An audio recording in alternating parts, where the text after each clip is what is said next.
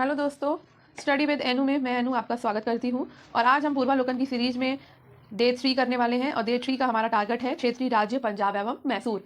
तो हम क्षेत्रीय राज्य पंजाब और मैसूर का आज का टॉपिक कवर करेंगे पूर्वालोकन सीरीज में, और ये हम फास्ट करेंगे ताकि आपको बोरियत भी ना हो, फटाफट हम करते जाएं। पीवाईक्यू लगाना बिल्कुल मत भूलिए, पीवाईक्यू जरूर लगाइए, टेस्ट सीरीज जरूर लगाइए, क्योंकि पीवाईक्यू और टेस्ट सीरीज लगाने से ही हमें ये पता चलता है कि एग्जाम्स में क्वेश्चंस कैसे आते हैं, और फिर यही क्वेश्चन जो बार बार रिपीट होते हैं वही क्वेश्चन आपकी एग्जाम्स में भी बार बार पूछे जाते हैं, बस थोड़ा सा इधर उधर से अलट पलट के। और आपने देखा भी होगा कि उल्टा सीधा करके, मतलब कैसे भी थोड़ा बहुत इधर उधर का कर करके क्वेश्चंस बहुत ज़्यादा ही पूछे जा रहे हैं। अभी हमने कल का जो टॉपिक कवर किया था डे 2 का, उसमें भी आपने देखा बार बार क्वेश्चंस रिपीट हो रहे हैं। तो इसलिए पूर्वालोकन की सीरीज हमारे लिए बहुत इंपॉर्टेंट है, बहुत बेनिफिट सीरीज है। आप इस वीडियो को जरूर देखिए और लास्ट तक देखिएगा पूरा, ताकि आपको कहीं भी और इधर उधर भागना ना पड़े, और आराम से आप टॉपिक वाइज मैं आपका ये पूर्वालोकन करा रही हूँ। आप टॉपिक वाइज मेरे साथ डेली का डेली टारगेट करते चलिए, और आपका टारगेट भी कंप्लीट होता जाएगा और आपका पूरा सिलेबस भी कंप्लीट हो जाएंगे। और आपको मैं क्लास में ही पूरा लर्न करा देती हूँ, मैं इसी तरह से पढ़ाती हूँ, इसी तरह से कवर कराती हूँ कि ताकि आपको क्लास में ही डे में ही पहले डे में जो भी टॉपिक हम करें वो टॉपिक तुरंत का तुरंत रिपीट हो जाए। क्योंकि मैं क्वेश्चन जब पीवाईक्यू कराती हूँ तो उसके साथ जितने भी ऑप्शंस लगे होते हैं उन सब से रिलेटेड जितना भी फैक्ट होता है वो मैं सारा बार बार बोलती जाती हूँ, ताकि वो आपको तुरंत का तुरंत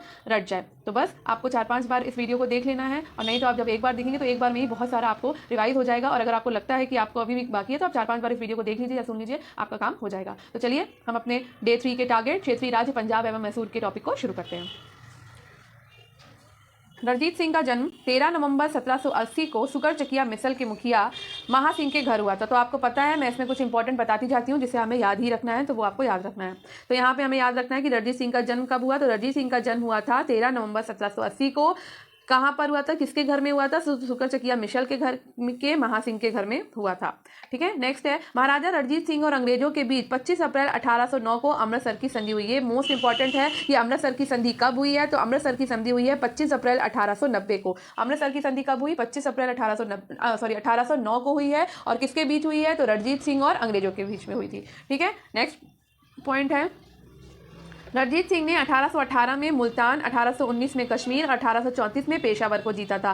तो यहाँ पूछा जा रहा है, ये भी इंपॉर्टेंट है आपका, रणजीत सिंह ने मुल्तान कब जीता? तो रणजीत सिंह ने मुल्तान जीता है 1818 में। रणजीत सिंह ने कश्मीर जीता 1819 में। रणजीत सिंह ने पेशावर जीता 1834 में। नेक्स्ट है, 1798 में अफगानिस्तान के शासक जमान शाह ने पंजाब पर आक्रमण किया। वापस जाते समय उसकी तोपें चिनाब नदी में गिर गई। ठीक है, तो ये भी हमारा इंपॉर्टेंट है कि जमान शाह ने पंजाब पर आक्रमण कब किया था। तो जमान शाह ने पंजाब पर आक्रमण 1798 में किया था, और जमान शाह अफगानिस्तान का शासक था। ठीक है, और वापस जाते समय उसकी तोपें कहाँ गिर गई थी? तो चिनाब नदी में गिर गई थी। रणजीत सिंह ने उन तोपों को निकलवा कर वापस भिजवा दिया था, और उस सेवा के बदले जमान शाह ने उसे लाहौर पर अधिकार करने की अनुमति दे दी थी। ठीक है, तो लाहौर पर अधिकार कब हुआ रणजीत सिंह का? 1798 में हुआ। 1799 में नहीं, 1798 में, अच्छा वो आया था। 1799 में रणजीत सिंह ने तत्काल लाहौर पर अधिकार कर लिया। तो ये क्वेश्चन आता है कि रणजीत सिंह ने लाहौर पर कब अधिकार किया? तो 1799 में किया। उसे अपनी राजधानी बनाया, ये भी इंपॉर्टेंट है। जमान शाह ने उन्हें राजा की उपाधि दी। जमान शाह ने रणजीत सिंह को किसकी उपाधि दी? तो राजा की उपाधि दी, और लाहौर का अपना सूबेदार मान लिया। उसने 1805 में अमृतसर को भी भंगी मिसल से छीन लिया। तत्पश्चात पंजाब की राजनीतिक राजधानी लाहौर हो गई और धार्मिक राजधानी हो गई अमृतसर, दोनों ही उसके अधीन आ गई। रणजीत सिंह एक योग्य शासक था। उन्होंने कहा था कि ईश्वर की इच्छा थी कि मैं सब धर्मों को एक निगाह से देखूं, इसलिए उसने दूसरी आंख की रोशनी ले ली। अफगान अमीर शाह सूजा ने रणजीत सिंह को कोहिनूर हीरा प्रदान किया। तो यहाँ पे ये भी इंपॉर्टेंट है कि रणजीत सिंह को कोहिनूर हीरा किसने दिया? तो कोहिनूर हीरा दिया है किसने? अफगान शासक शाह सूजा ने। ठीक है, नेक्स्ट 1839 में 1839 में, हाँ ब्रश कहाँ चला था, 1839 में रणजीत सिंह की मृत्यु के बाद उसका पुत्र खड़क सिंह सिंहासन पर बैठा। तो रणजीत सिंह की मृत्यु कब हुई? 1839 में। इसे अफीम खाने की आदत थी। किसे? खड़क सिंह को। खड़क सिंह को अफीम खाने की आदत थी। खड़क सिंह के शासनकाल के दौरान शीघ्र ही दरबार में दो विरोधी दलों, संधावालिया सरदार चैत सिंह और अतर सिंह लहना सिंह तथा उनके भतीजे अजीत सिंह और डोंगरा बंधुओं ध्यान सिंह, गुलाब सिंह और सुचेत सिंह की प्रतिद्वंदिता के कारण पंजाब में अराजकता फैलने लगी, है ना, फैल गई।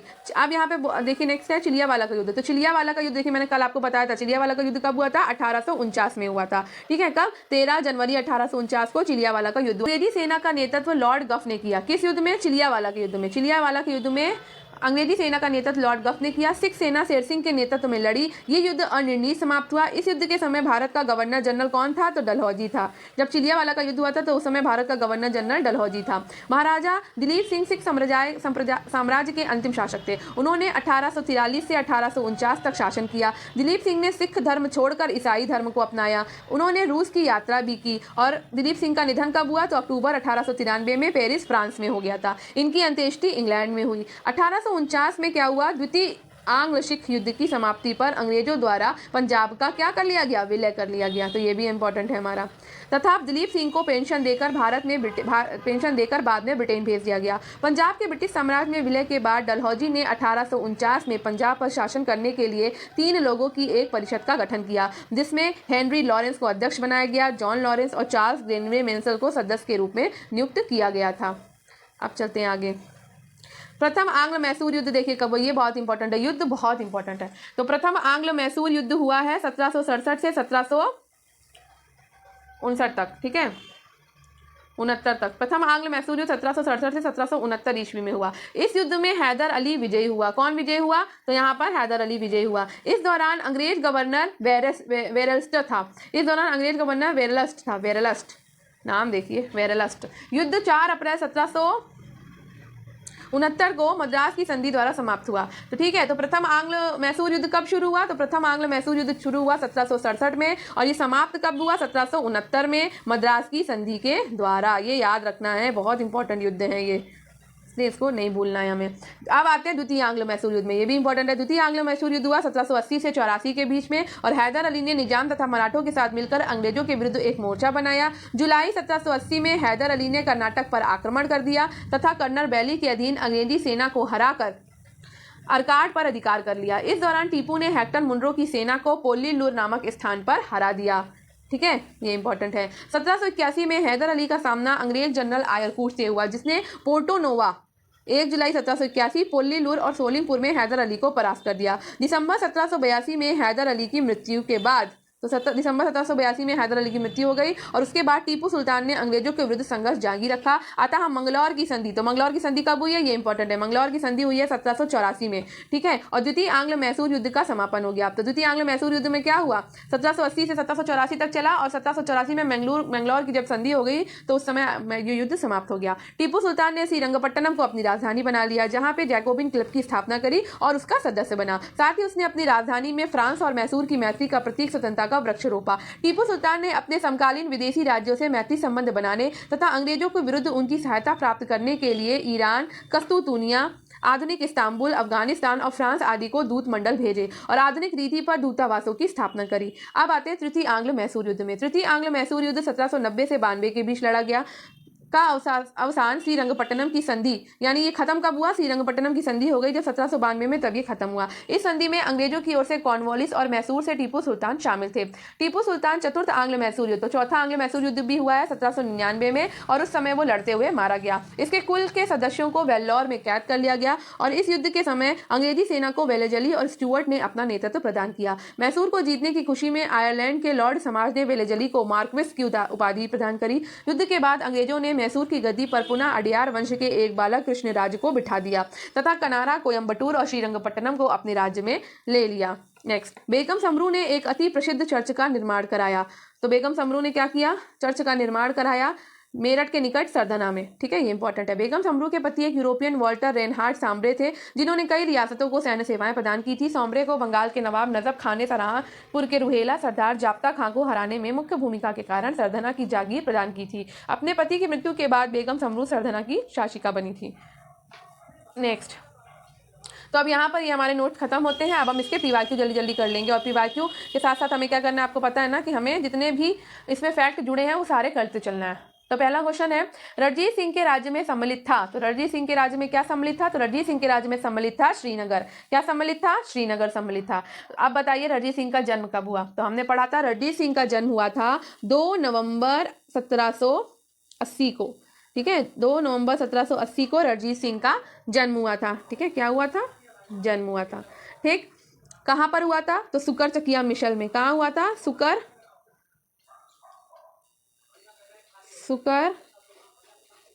चकिया मिशल, ठीक है, सुकरचकिया मिसल में हुआ था।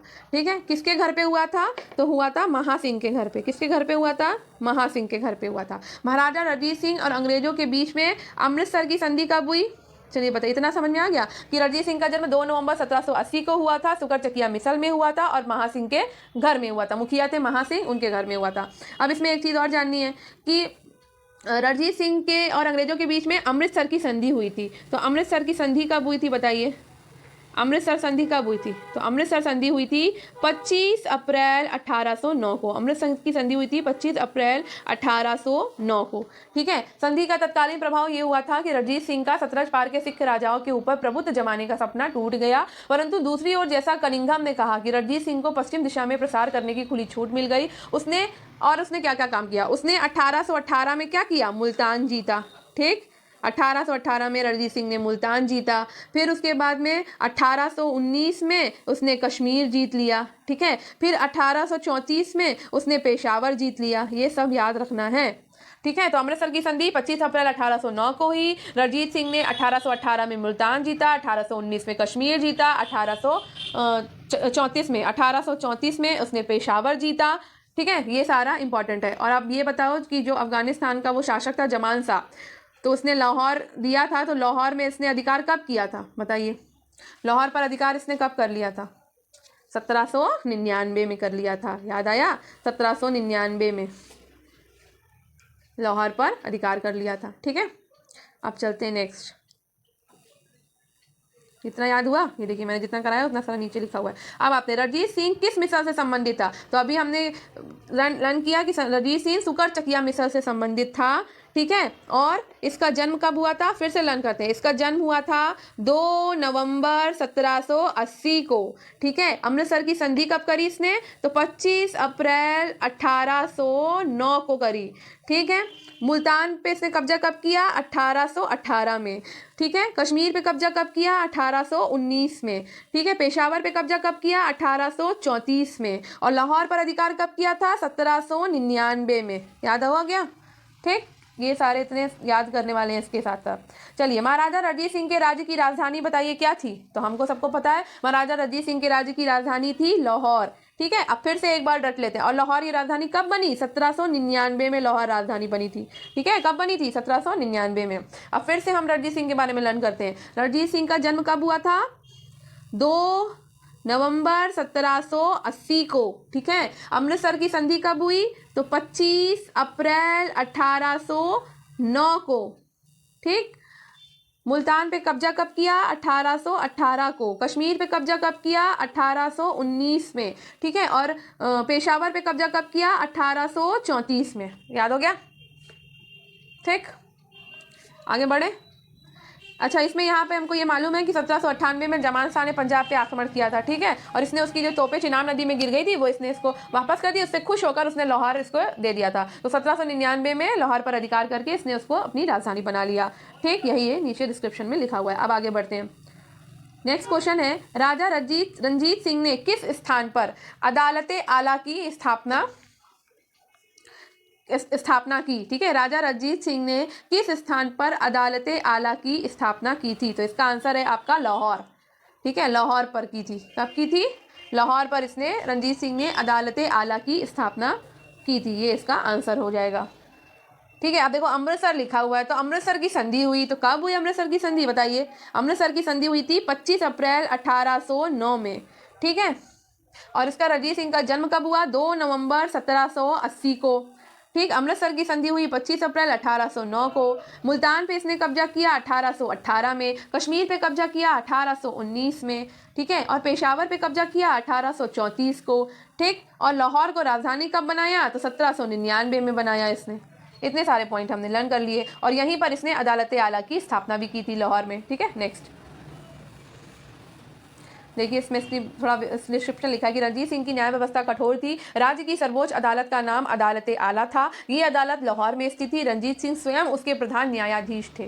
ठीक है, आगे बढ़ते हैं। रणजीत सिंह ने सुप्रसिद्ध कोहिनूर हीरा प्राप्त किया था। तो किससे प्राप्त किया था? तो रणजीत सिंह ने सुप्रसिद्ध कोहिनूर हीरा प्राप्त किया था शाहसूजा से। किससे प्राप्त किया था? शाहसूजा से। ठीक है, तो पंजाब अहमद शाह अब्दाली के साम्राज्य का भाग था, और 1773 में उसकी मृत्यु के बाद, किसकी, अहमद शाह अब्दाली की मृत्यु के बाद मुल्तान, कश्मीर इत्यादि कुछ छोटे छोटे भागों को छोड़कर शेष पर सिख मिसलों का अधिकार हो गया। उधर अफगानों के आंतरिक झगड़ों के कारण रणजीत सिंह को अपनी स्थिति दृढ़ करने का अवसर मिल गया और 1800 में अहमद शाह अब्दाली का पौत्र शाह सूजा काबुल की गद्दी पर बैठा, परंतु उसके भाई शाह महमूद ने शक्तिशाली बरगजकई सरदारों फतेह खां और दोस्त मोहम्मद की सहायता से उसे 1809 में वीर स्थापित कर दिया और स्वयं कश्मीर और पेशावर पर अधिकार कर लिया। इसी अवसर पर शाह सूजा ने काबुल का राज्य प्राप्त करने के लिए रणजीत सिंह से सहायता मांगी और उन्हें कोहिनूर हीरा भेंट किया। ठीक है, क्या भेंट किया, कोहिनूर हीरा। यही सब देखिए, इसमें पूरा का पूरा लिखा हुआ है। निम्नलिखित में से किसने कहा था, ईश्वर की इच्छा थी कि मैं सब धर्मों को एक निगाह से देखूं, इसलिए उसने दूसरी आंख की रोशनी ले ली। तो ये कथन किसका है, रणजीत सिंह का कथन है। ठीक है, आगे बढ़ते हैं, नेक्स्ट क्वेश्चन। तो ये देखिए यहाँ पूरा फिर से लिखा, चलिए थोड़ा सा पढ़ लेते हैं इसको। तो यहाँ पे देखिए अभी हमने लर्न किया रणजीत सिंह का जन्म कब हुआ था, यहाँ पे 13 नवंबर लिखा हुआ है, लेकिन बहुत जगह पर 2 नवंबर भी लिखा हुआ है।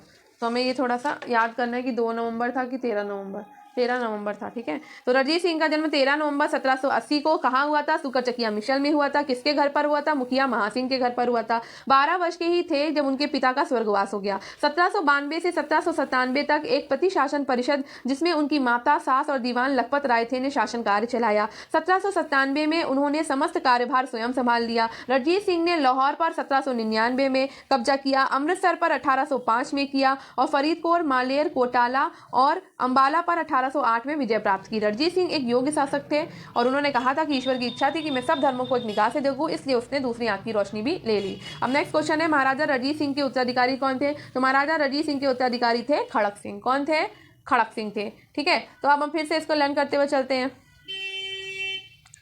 कि महाराजा रणजीत सिंह का जो जन्म कब हुआ था, पहले तो ये बताते हैं। तो महाराजा रणजीत सिंह का जन्म हुआ था 13 नवंबर 1780 को और मृत्यु कब हुई महाराजा रणजीत सिंह की, मृत्यु होती है इनकी 1839 में, रणजीत सिंह की मृत्यु। और उसके बाद ही खड़क सिंह क्या करता है, गद्दी पर बैठता है। ठीक है, रणजीत सिंह ने क्या क्या किया, रणजीत सिंह ने 1809 में अमृतसर की संधि करी। ठीक है, फिर 1818 में मुल्तान पे कब्जा किया, 1819 में कश्मीर पे कब्जा किया और 1834 में पेशावर पर कब्जा किया और 1799 में इसने लाहौर पर अधिकार कर लिया। ठीक है, और 1829 में इसकी मृत्यु हो गई। ये सब हमें रिवाइज करते हुए चलना, देखिए अभी के अभी हमें लर्न हुआ जा रहा है।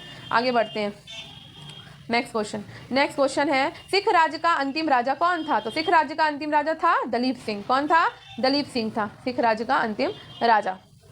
महाराजा दलीप सिंह सिख साम्राज्य के अंतिम शासक थे। उन्होंने 1843 से 1849 तक शासन किया, ये भी याद रखना है। पंजाब के पूर्व महाराजा दलीप सिंह के विषय में निम्नलिखित में से कौन सा एक कथन सत्य है, ये बताना है आपको। तो इसमें से कौन सा कथन सत्य है, तो ये देखिए पहला वाला कथन सत्य है कि 23 अक्टूबर 1893 को उनका निधन कहाँ हो गया था, पेरिस में हो गया था। और उन्होंने क्या किया था, ईसाई धर्म अपनाया था। ठीक है ना, मैंने बताया था आपको। पंजाब के पूर्व महाराजा दलीप सिंह का निधन 22 या कुछ स्रोतों के अनुसार 23 अक्टूबर 1893 को पेरिस में, फ्रांस में हो गया था। ठीक है, दलीप सिंह ने सिख धर्म छोड़कर ईसाई धर्म को अपनाया और उन्होंने रूस की यात्रा करी। उनकी अंत्येष्टि कहाँ हुई थी, तो इंग्लैंड में हुई थी। नेक्स्ट, सिख साम्राज्य का अंतिम शासक कौन था, तो सिख साम्राज्य का अंतिम शासक था दलीप सिंह। नेक्स्ट, ये देखो यहाँ पे कुछ लिखा है, पंजाब के सिख साम्राज्य के अंतिम शासक दलीप सिंह थे। 1849 में द्वितीय आंग्ल सिख युद्ध की समाप्ति पर अंग्रेजों द्वारा पंजाब का विलय कर लिया गया और दलीप सिंह को पेंशन देकर बाद में ब्रिटेन भेज दिया गया। तो पंजाब का विलय कब हुआ है, तो 1849 में हुआ है। और द्वितीय आंग्ल सिख युद्ध की समाप्ति कब हुई, 1849 में हुई। ठीक है, पंजाब के विलय के बाद पंजाब पर शासन करने के लिए कौन 3 की परिषद का सदस्य नहीं था, तो हमें यह बताना है कौन नहीं था भाई इसमें। तो पंजाब के ब्रिटिश साम्राज्य में विलय के बाद डलहौजी ने क्या किया, 1849 में पंजाब पर शासन करने के लिए 3 लोगों की एक परिषद का गठन किया था, जिसमें सर हेनरी लॉरेंस थे, अध्यक्ष थे, जॉन लॉरेंस और चार्ल्स ग्रेविल मार्सले जो थे। अब इसमें देखिए चार्ल्स ग्रेविल मार्सले का नाम नहीं दिया हुआ है, ये दो जो हैं ये दोनों ही रॉन्ग है, ये दोनों तो थे ही नहीं। ठीक है, मार्सले को सदस्य नियुक्त किया गया था, इसलिए ये क्वेश्चन जो है ना ए और डी इसमें दिखा रहा है, ये दोनों गलत है, नहीं थे। हाँ, ये दोनों नहीं थे, इसमें यही वाला होगा, ये दोनों नहीं थे। चलो आगे, प्रथम आंग्ल मैसूर युद्ध। तो प्रथम आंग्ल मैसूर युद्ध हुआ है 1766 से 1769 तक। ठीक है, कौन विजयी हुआ, तो उसमें आपका हैदर अली विजयी हुआ था। कौन विजयी हुआ था, तो हैदर अली विजयी हुआ था। ठीक है, तो प्रथम आंग्ल मैसूर युद्ध 1767 से 1769 तक लड़ा गया अंग्रेजों और हैदर अली के मध्य, जिसमें निजाम मराठे अंग्रेज हैदर के विरुद्ध एक त्रिगुट संधि में सम्मिलित हुए। हैदर ने अपनी कूटनीति सूझबूझ से इस त्रिगुट को भंग करने का प्रयास किया। उसने मराठाओं को धन देकर और निजामों को प्रदेश का प्रलोभन देकर अपनी ओर मिला लिया और फिर कर्नाटक पे आक्रमण किया। अंग्रेजों की प्रारंभिक सफलता के कारण निजाम पुनः अंग्रेजों की ओर चले गए। हैदर अली ने उत्साहपूर्वक लड़ते हुए 1767 में मंगलौर पर अधिकार कर लिया। तो मंगलौर पर अधिकार कब किया इसने हैदर अली ने? 1767 में, ठीक है। और मार्च 1769 में उसकी सेनाएं मद्रास तक पहुंच चुकी थी। अंग्रेजों ने व्यवस्था में हैदर अली की शर्तों पर 4 अप्रैल 1769 को मद्रास की संधि की। ये याद रखना है, मद्रास की संधि कब हुई है? 4 अप्रैल 1769 को हुई। कब हुई? 4 अप्रैल 1769 को हुई है। आगे बढ़ते हैं। निम्नलिखित में से कौन 1755 में डिंडीगुल मैसूर में एक आधुनिक शस्त्रागार की स्थापना करी? तो आधुनिक शस्त्रागार की स्थापना करी है हैदर अली ने, ठीक है, डिंडीगुल में। आगे बढ़ते हैं। 1742 में वेंकट राय के नेतृत्व में मैसूर सेना ने डिंडीगुल पर विजय प्राप्त करी। 1755 में मैसूर के महाराज ने स्थिति को संभालते हुए हैदर अली को डिंडीगुल भेजा। 1755 में हैदर अली ने डिंडीगुल पर कब्जा कर लिया और इस किले को एक सैन्य चौकी में बदल दिया। बाद में हैदर अली मैसूर का वास्तविक शासक बन गया और 1777 में उन्होंने पुरशीर मीर साहेब को डिंडीगुल का गवर्नर नियुक्त कर दिया, ठीक है। ब्रिटिश जनरल जिसने हैदर अली को पोर्टो नोवा के युद्ध में हराया, तो वो कौन था जिसने पोर्टो नोवा के युद्ध में हराया था? तो वो था आपका सर आयर कूट। कौन था? सर आयर कूट था जिसने हैदर अली को पोर्टो नोवा के युद्ध में हराया था, ठीक है। तो यहाँ पढ़ लेते हैं। 1781 में हैदर अली का सामना अंग्रेज जनरल आयर कूट से हुआ, जिसने पोर्टो नोवा का युद्ध 1 जुलाई 1781 में हैदर अली को परास्त कर दिया। तो पोर्टो नोवा का युद्ध कब हुआ था? 1781 में हुआ। टीपू सुल्तान ने अपनी राजधानी कहाँ बनाई? तो श्रीरंगपट्टनम में बनाई थी, ठीक है। कब बनाई थी? तो 1799 में बनाई थी। टीपू सुल्तान ने श्रीरंगपट्टनम को अपनी राजधानी बनाया और वहां जैकोबिन क्लब की स्थापना करी और उसका सदस्य बन गया। निम्नलिखित भारतीय शासकों में से कौन था जिसने विदेशों में आधुनिक पद्धति से दूतावास स्थापित किए थे? तो आधुनिक पद्धति से दूतावास स्थापित किसने किए थे? टीपू सुल्तान ने स्थापित किए थे, ठीक है। टीपू सुल्तान ने आधुनिक पद्धति से विदेशों में दूतावास स्थापित किए थे। नेक्स्ट, टीपू सुल्तान ने ब्रिटिश सेना को 1780 में हराया था। कहाँ पर? तो पोलिलपुर में हराया था, ठीक है। कहाँ हराया था? पोलिलपुर में हराया था, ठीक है। हैदर अली और टीपू सुल्तान ने मराठों और निजाम के साथ एक समझौता कर लिया और फ्रांसीसी सहायता का वचन ले लिया तथा कर्नाटक पर जुलाई 1780 में आक्रमण करके आरकाट पर अधिकार कर लिया। तत्पश्चात टीपू ने हेक्टर मुनरो की सेना को पोलिलपुर नामक स्थान पे हरा दिया था। नेक्स्ट, अंग्रेजों ने श्रीरंगपट्टनम की संधि किसके साथ की थी? तो श्रीरंगपट्टनम की संधि करी थी टीपू सुल्तान के साथ में, ठीक है। अब यहाँ पे तृतीय हम मैसूर युद्धों के बारे में बात करते हैं। तो थोड़ा सा मैसूर युद्ध को हम लर्न कर लेते हैं, क्योंकि श्रीरंगपट्टनम की जो संधि हुई है वो मैसूर युद्ध में ही तो हुई है। कौन से युद्ध में हुई है ये भी पता चल जाएगा अभी, ठीक है। तो चलिए हम थोड़ा सा इसको आंग्ल मैसूर युद्ध को रिवाइज कर लेते हैं ताकि हमें जल्दी जल्दी फास्ट फास्ट सा तैयार हो जाए। थोड़ा सा यहाँ पे पेज ले लें वाइट वाला, चलो यहाँ पर करते हैं थोड़ा सा, ठीक है, इस जगह पे।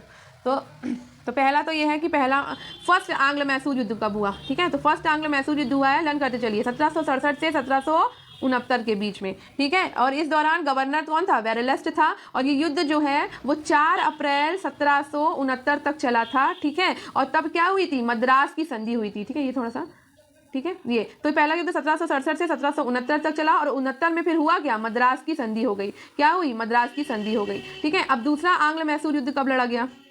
तो दूसरा आंग्ल मैसूर युद्ध लड़ा गया 1780 से 1784 के बीच में। और जब ये समाप्त हुआ तो 1784 में क्या हुआ? 1784 में हुआ मंगलौर की संधि। क्या हुई? मंगलौर की संधि हो गई, ठीक। अब उसके बाद तीसरा मैसूर युद्ध कब लड़ा गया? आंग्ल मैसूर युद्ध। तो तीसरा आंग्ल मैसूर युद्ध लड़ा गया है 1790 से 1792 के बीच में। और इस समय क्या हुआ? इस समय टीपू सुल्तान तुर्की से सहायता प्राप्त करने का प्रयत्न करना था, ठीक है। और 1787 में टीपू ने एक दूतमंडल फ्रांस भी भेजा और 1792 में श्रीरंगपट्टनम की संधि हुई, ठीक है। यहाँ पर क्या हुआ? श्रीरंगपट्टनम की संधि हो गई, श्रीरंगपट्टनम की यहाँ पर संधि हुई है। उसके बाद में क्या हुआ? बोल चौथा आंग्ल मैसूर युद्ध हुआ है 1799 में। और 1799 में क्या हुआ? 4 मार्च 1799 को टीपू सुल्तान की मृत्यु हो गई। टीपू से 92 में अवसान श्रीरंगपट्टनम की संधि मार्च 1792 के द्वारा हुआ। इस संधि में अंग्रेजों की ओर से कॉर्नवालिस और मैसूर से टीपू सुल्तान शामिल थे। इसके अनुसार टीपू को अपने राज्य का लगभग आधा भाग अंग्रेजों और उनके साथियों को देना पड़ा। साथ ही युद्ध के हार जाने के रूप में टीपू को 3 करोड़ रुपए भी देने पड़े। 3 करोड़ रुपए अंग्रेजों को देना था। श्रीरंगपट्टनम की संधि में ये शामिल था कि जब तक टीपू 3 करोड़ रुपए नहीं देगा तब तक उसके 2 पुत्रों अंग्रेजों के कब्जे में रहेंगे। कॉर्नवालिस ने संधि के बाद ये टिप्पणी की थी कि हमने अपने शत्रु को प्रभावशाली ढंग से पंगु बना दिया और साथियों को भी शक्तिशाली नहीं बनने दिया। ठीक है, अब आते हैं नेक्स्ट क्वेश्चन पे। टीपू सुल्तान अंग्रेजों के साथ युद्ध में कब मारा गया? तो टीपू सुल्तान अंग्रेजों के साथ 1799 में मारा गया था, जब चौथा आंग्ल मैसूर युद्ध हुआ था। फोर्थ आंग्ल मैसूर युद्ध के समय पर टीपू सुल्तान 4 मई 1799 को मारा गया था। टीपू सुल्तान चतुर्थ आंग्ल मैसूर युद्ध के दौरान अंग्रेजों से लड़ते हुए मारा गया। कब हुआ? तो प्रथम आंग्ल मैसूर युद्ध में हुआ, अभी हुआ, हमने बताया था 1767 से 1769 के बीच में। ठीक है, और इस दौरान अंग्रेज गवर्नर कौन था? तो वेरेलेस्ट था। कौन था? वेरेलेस्ट था। ठीक है, और 4 अप्रैल 1769 को क्या होता है? मद्रास की संधि होती है। ये चीज याद रखनी है कि इसमें हुआ क्या। तो पहला आंग्ल मैसूर युद्ध हुआ 1767 से 1769 के बीच में। उस समय गवर्नर वेरेलेस्ट था और 4 अप्रैल 1769 को मद्रास की संधि के साथ ये युद्ध क्या हो जाता है? समाप्त हो जाता है। ठीक, अब आते हैं द्वितीय आंग्ल मैसूर युद्ध में। ठीक, तो इसमें ऑप्शन हमें लगाते चलना है। तो इसमें ऑप्शन होगा, अच्छा इसमें ये पूछा गया कि कौन एक सुमेलित है। ठीक है, तो यहाँ पे सुमेलित आपका मैं पहले बता देती हूँ इसका आंसर क्या होगा। इसका आंसर होगा फोर्थ। चतुर्थ आंग्ल मैसूर युद्ध में टीपू पराजित हो गया और युद्ध के मध्य दिवंगत हो गया। ठीक है, तो ये आपका इसका आंसर हो गया। अब चलते हैं द्वितीय आंग्ल मैसूर युद्ध की बात करते हैं। तो द्वितीय आंग्ल मैसूर युद्ध लड़ा गया था 1780 से 1784 के मध्य में। ठीक है, और इस दौरान गवर्नर जनरल कौन था? तो वॉरेन हेस्टिंग था। इस समय गवर्नर जनरल था वॉरेन हेस्टिंग्स। ठीक है, ये याद रखना है हमें। और ये याद रखना है कि जब 1784 में ये युद्ध समाप्त हुआ तो 1784 में मंगलौर की संधि के साथ ये युद्ध क्या होता है? समाप्त हो जाता है। 1784 में मंगलौर की संधि हुई और इस युद्ध के साथ ही ये युद्ध समाप्त हो गया। ठीक, तो ये हमारा दूसरा युद्ध हमने लर्न कर लिया। अब आते हैं तीसरे युद्ध में। तो तृतीय आंग्ल मैसूर युद्ध कब लड़ा गया? तो तृतीय आंग्ल मैसूर युद्ध लड़ा गया था 1790 से 1792 के बीच में। ठीक है, और उस समय गवर्नर जनरल था कॉर्नवालिस। कौन गवर्नर जनरल था? कॉर्नवालिस। और 1792 में होता क्या है? तो 1792 में होता है श्रीरंगपट्टनम की संधि हो जाती है। ठीक है, 1792 में श्रीरंगपट्टनम की संधि होती है। तो ये इससे रिलेटेड ये हो गया। ठीक है, तो तृतीय आंग्ल मैसूर युद्ध हुआ 1790 से 92 में। 1792 में श्रीरंगपट्टनम की संधि हुई और इस युद्ध के समय पे गवर्नर जनरल था कॉर्नवालिस। यहाँ पे बीच में एक चीज और होती है, वो होता है कि टीपू ने दूटा मंडल फ्रांस भेजा था 1787 में। ठीक, अब आते हैं चतुर्थ आंग्ल मैसूर युद्ध में। तो चतुर्थ आंग्ल मैसूर युद्ध लड़ा गया था 1799 में और 4 मई 1799 को क्या होता है? टीपू की मृत्यु हो जाती है। ठीक है, टीपू की मृत्यु हो जाती है। और इस समय गवर्नर जनरल कौन होता है? तो इस समय गवर्नर जनरल होता है वेलेजली। कौन होता है? वेलेजली। ठीक, लर्न हो गया। तो अब एक बार फिर से लर्न कर लें। तो प्रथम आंग्ल मैसूर युद्ध कब हुआ? सिर्फ डेट लर्न करते हैं, 1767 से 1769 के बीच में। ठीक, द्वितीय आंग्ल मैसूर युद्ध कब हुआ? 1780 से 1784 के बीच में। तृतीय आंग्ल मैसूर युद्ध कब हुआ? 1790 से 1792 के बीच में। और चतुर्थ आंग्ल मैसूर युद्ध कब हुआ? 1799 में।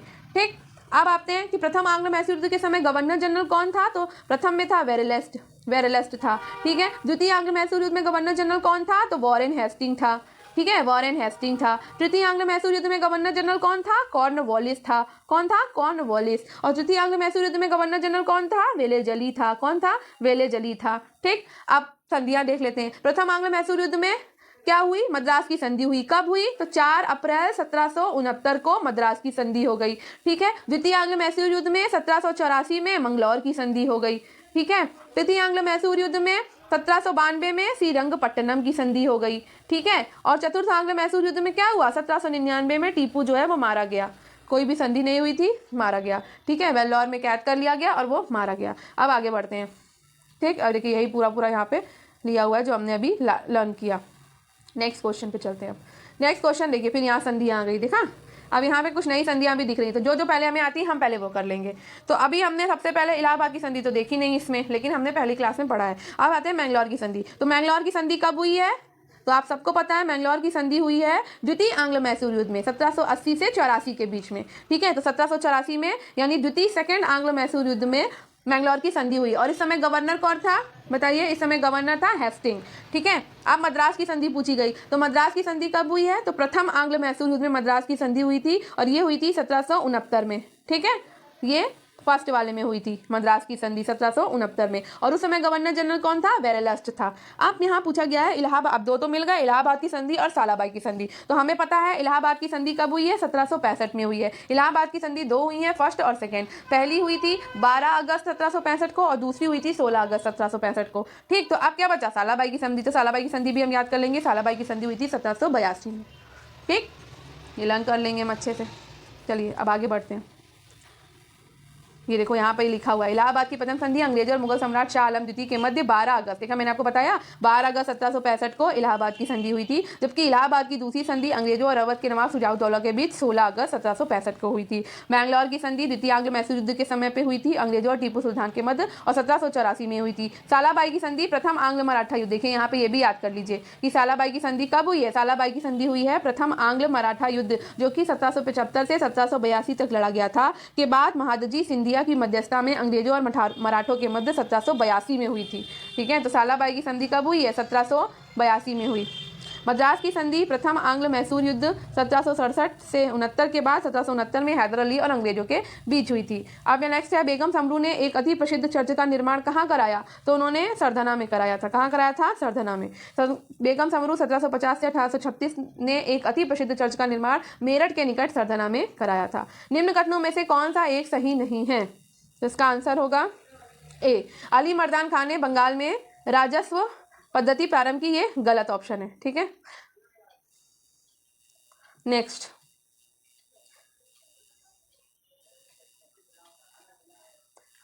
निम्नलिखित कथनों पर विचार कीजिए और कौन सा सही है ये बताइए।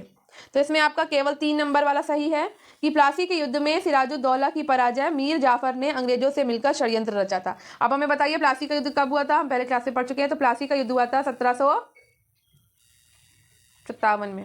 ठीक है, सिराज और अंग्रेजों के बीच में। अब देखो यहाँ पे कुछ लिखा हुआ है, चलिए पढ़ते हैं। तो 14 जनवरी 1761 को पानीपत की तीसरी लड़ाई हुई थी। ठीक है, अहमद शाह अब्दाली ने सदाशिवराव भाऊ के नेतृत्व वाली मराठा सेना को बुरी तरह परास्त किया। जेएन सरकार के अनुसार महाराष्ट्र में संभवतः ही कोई परिवार ऐसा नहीं होगा जिसने कोई न कोई संबंधी ना खोया हो, तथा कुछ परिवारों का तो सर्वनाश ही हो गया। 1790 से 92 में हुए तीसरे आंग्ल मैसूर युद्ध में टीपू सुल्तान केवल पराजित हुआ और उसकी मृत्यु नहीं हुई थी। श्रीरंगपट्टनम की संधि से युद्ध विराम संपन्न हुआ। टीपू की मृत्यु 1799 में चतुर्थ आंग्ल मैसूर युद्ध में हुई। प्लासी का युद्ध 1757 में मीर जाफर ने अंग्रेजों से मिलकर सिराजुद्दौला के विरुद्ध षड्यंत्र रचा था, तथा अन्य षड्यंत्रकारियों में शाहकारू, जगत सेठ, राय दुर्बल, अमीर चंद्र प्रमुख थे, अतः केवल तीसरा कथन ही सत्य है। तो यहाँ पर हमारा आज का टॉपिक फिनिश होता है। तो आपको आज का टॉपिक ये कैसा लगा? हमने उसका रिवीजन बहुत अच्छे से क्विक सा किया है। तो अगर आज आपको मेरा ये वीडियो पसंद आया हो तो वीडियो को लाइक शेयर करना ना भूलें और कमेंट ज़रूर करें कि मैं आगे कौन सा टॉपिक लेकर आऊँ। अच्छा, कल हमारी 4 नंबर की क्लास होगी जिसमें हम गवर्नर जनरल और वॉइस राय करेंगे। तो ये वाला टॉपिक थोड़ा सा बड़ा है, तो इसमें वीडियो भी थोड़ा लंबा होगा, लेकिन वीडियो को आप देखिए, मेरे पढ़ाने का तरीका देखिए, आपको ज़रूर ही पसंद आएगा और आप इसको कंप्लीट करते भी जाएंगे बढ़िया से। ठीक है, तो चलिए वीडियो को लाइक शेयर और सब्सक्राइब करिएगा। Thank you.